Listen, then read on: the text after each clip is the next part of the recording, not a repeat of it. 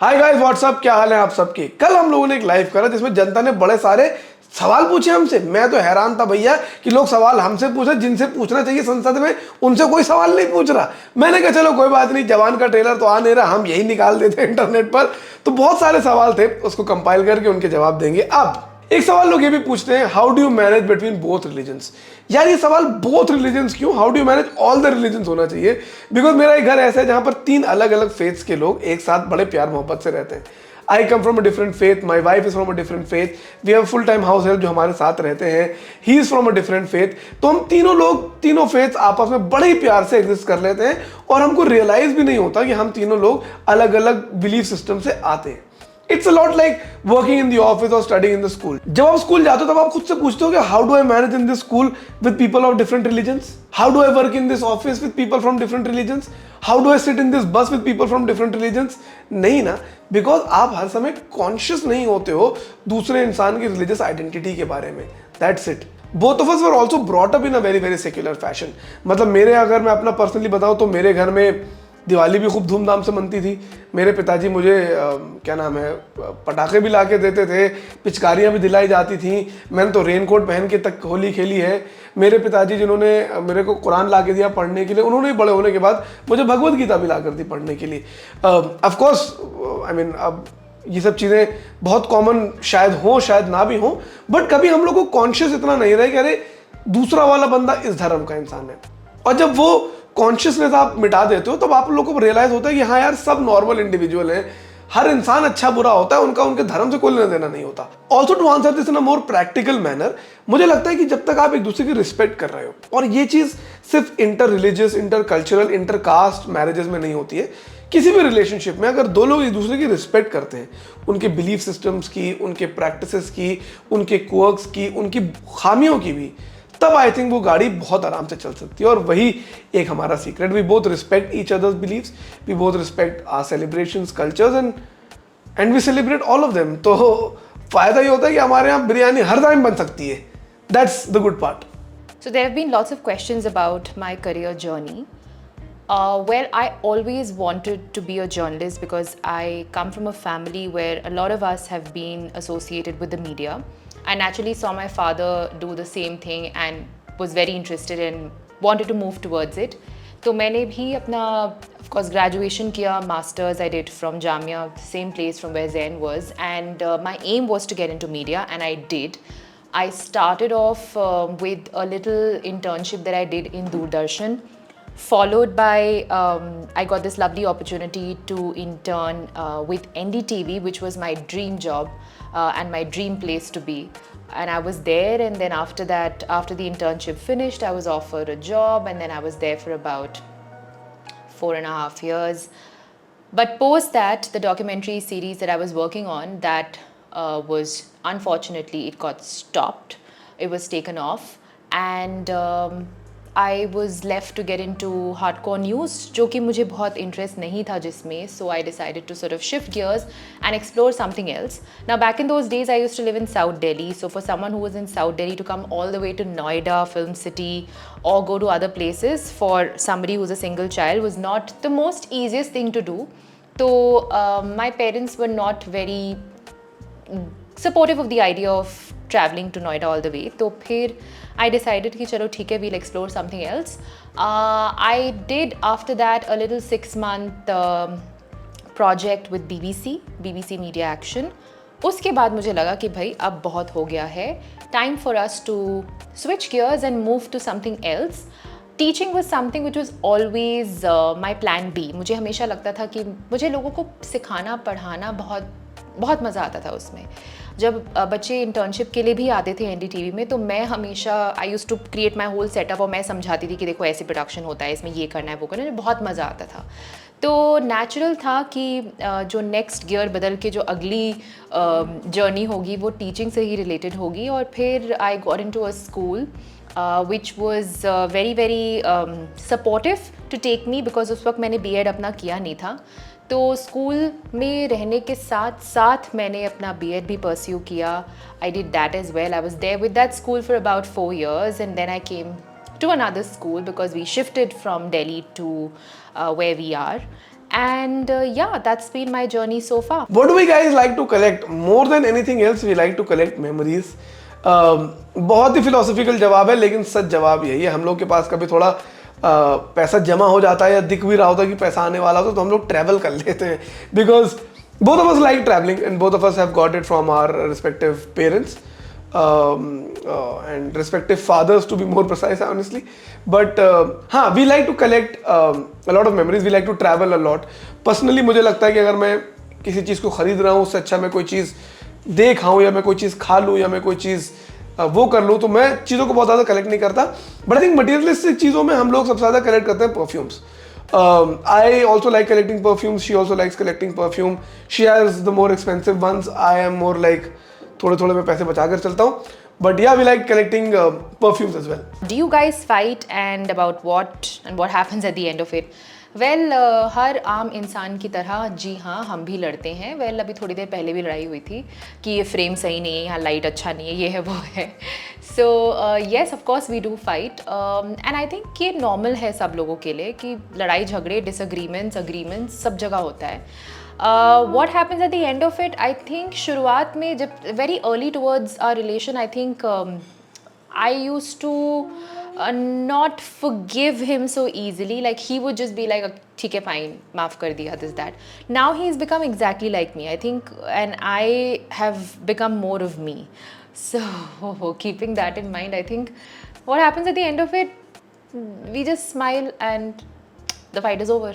That's what happens. It's never continued. I mean, we have this rule that we don't ever go to bed angry with each other. एक दो बार exceptions हुए हैं, but yeah. बहुत से लोग ये पूछते हैं कि आपने अपनी लाइफ में सबसे बड़ा रिस्क कौन सा लिया. लाइफ का मेरा सबसे बड़ा रिस्क था एक स्टेबल स्टेडी नौकरी छोड़ना. और वही एक अंग्रेजी की एक पोएम है जिसे कहते हैं two roads diverge in a wood, I took the one less travelled by. वो एक बहुत बड़ा रिस्क था क्योंकि करियर बहुत स्टडी चल रहा था, अच्छी ग्रोथ्स मिल रही थी, अच्छी अप्रेजल्स हो जाते थे, सब कुछ अच्छा चल रहा था. लेकिन वो एक चांस लिया था कि देखते हैं सक्सेसफुल हुआ तो हुआ, नहीं हुआ तो नहीं हुआ. इनफैक्ट ये भी था कि कब तक सक्सेसफुल होंगे, जब तक हुए होंगे. But as of now thankfully अल्हम्दुलिल्लाह इट्स गोइंग प्रीटी वेल.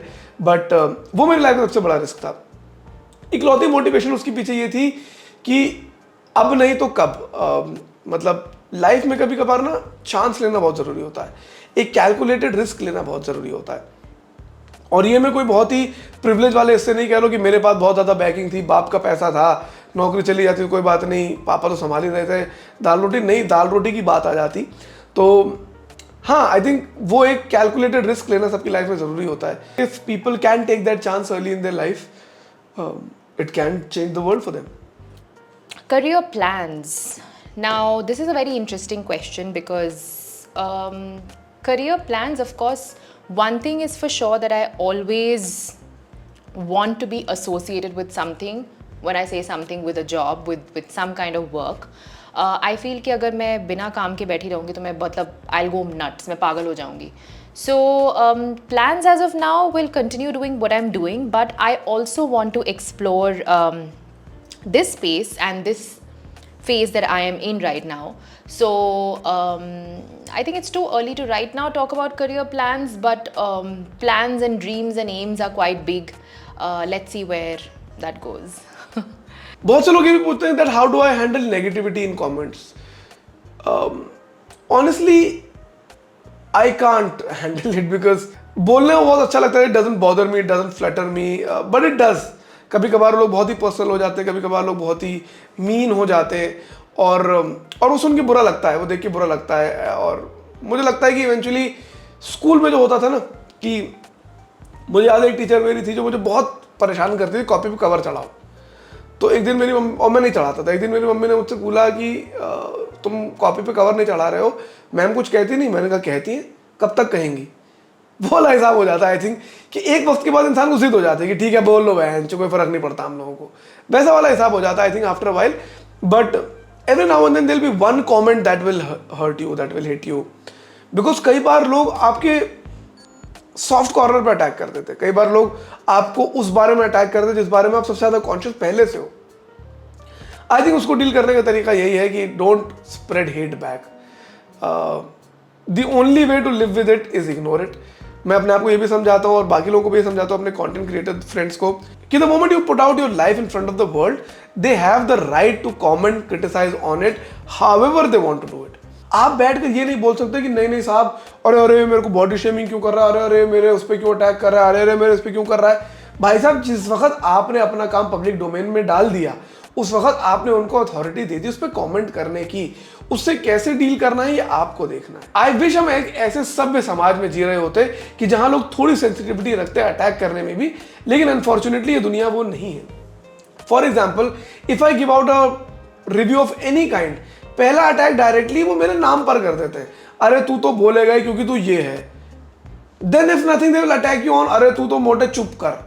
सो इस तरह की चीजें लोग करते रहते हैं। The only way to live with it is ignore it. और ये भी अपने आप को मैं बताता हूं कि कैसे वो 80 कमेंट जो हमारे लिए अच्छे आते हैं, हम उनको इग्नोर कर देते हैं उन 2 कमेंट्स के लिए जो हमारे लिए बुरे आते हैं।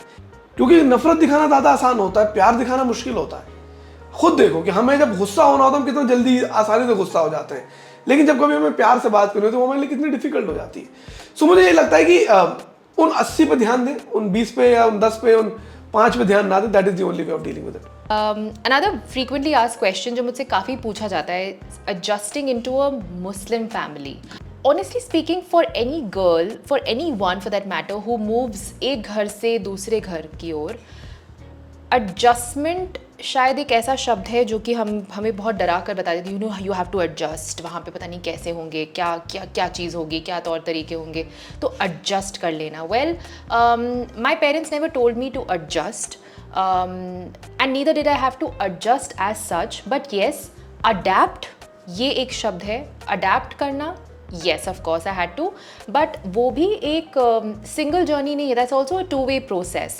If I had to adapt into a different culture, I feel even Zain had to adapt to another culture altogether. लेकिन I mean, considering that he comes from a family where everyone is like, everyone means too many people, as opposed to mine, we were just a pretty nuclear family with just my parents and and I for the first time when I went into his family, I just saw so many people that it was difficult for me to be able to absorb that, कि मतलब इतने लोग हैं और इतने रिश्तों को निभाना है, वो एक फर्स्ट एक्सपीरियंस है, but that's exactly like how life is, right?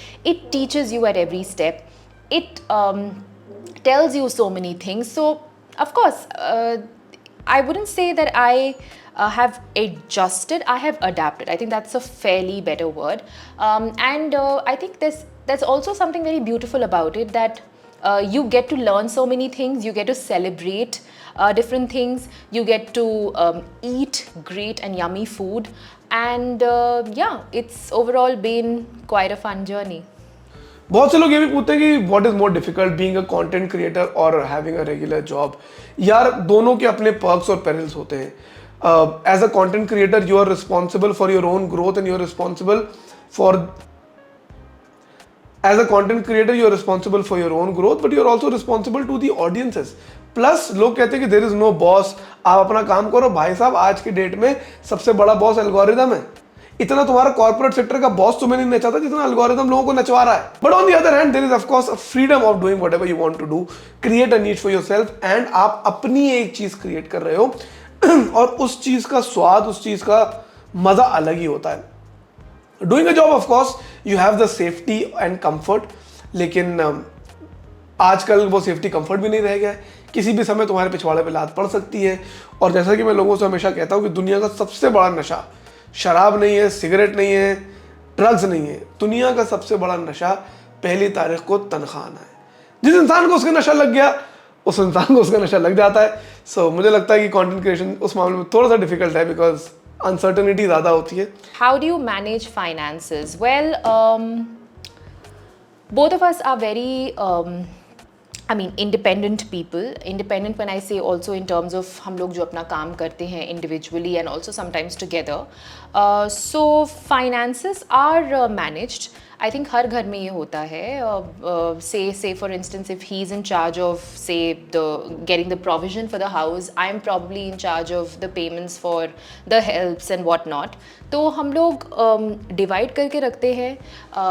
Even if we are sort of sometimes going out or traveling, there's always a balance there as well. I mean, it's never कि मुझे जैन पर depend करना होता है या जैन मुझ पर depend करता है. I mean, we depend on each other, yes, but it's not that he will pay for this bit and I will pay for that. I mean, there's a consensus between the two of us कि हाँ ठीक है, you handle this. So say for instance जब हम travel करने होते हैं तो उसमें finances ऐसे देखते हैं कि अच्छा okay fine, you handle the tickets, I'll handle the hotel, or sometimes I'll say I don't have enough money, so you handle this, both of it. तो इस तरीके से this is how we handle our finance. And I think कि ये हर family में almost इसी तरह का होता है. If somebody is not working, of course they are entirely dependent on their partner.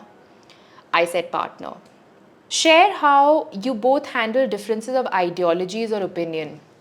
Again, now this is something which happens to everyone, right? I mean, you can agree to disagree and it's okay, right? So हो सकता है कि कुछ भी topic हो या कोई भी मूवी हो for that matter, maybe Zen likes it and I don't, and it's okay to not like something. It's okay to have another opinion, but it's okay to have an opinion in general. I think मुझे ऐसे लगता है कि we've never got into arguments just because हम दोनों के दो opinions हैं किसी चीज़ को लेकर.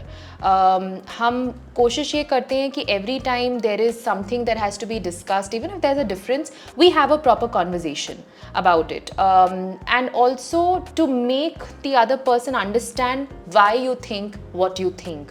What is your next milestone? Again, this is something which is sort of linked to the entire discussion on career. My next milestone would be, फ़िलहाल जो हमने ये जर्नी एक स्टार्ट करी है, for the fact that there is Martina and Zen vlogs, I want, my aim or my dream for this is for this channel to grow, for even Zen's main channel to grow, and how. And for us to be able to collaborate and do and achieve far greater things. I dream very big. And I'm a hopelessly positive person as compared to Zen. वो थोड़ा सा डिजेक्ट हो जाता है. तो मेरे जो milestones और मेरी जो गोल्स हैं वो काफ़ी larger than life हैं, but achievable भी हैं. What do you like the most about each other? What do I like the most about my wife? There's not one thing that I like about him. There are 20 things, and some days I keep counting. Some days मुझे कुछ भी नहीं दिखता. But what I like about him is the fact that he is a very, very supportive partner. He will be by my side come what may. He's also someone who is witty, who's humorous, who will find a reason to crack a joke anywhere. तो वो मुझे, the fact that he can make me laugh from year to year, I think that's the best thing that I like about him. तो कछु सोचना पड़े वो. I can actually share my sorrows, my joys, my everything with him without feeling judged. The fact that he makes me feel secure at the end of the day. All these are things that I like about him and I continue to like about him. ऐसा कभी सोचो नहीं हमने. मैंने इतनी अच्छी बातें बोली तुम्हारे बारे में. This is what you're saying. चलिए, YouTube को वणक्कम.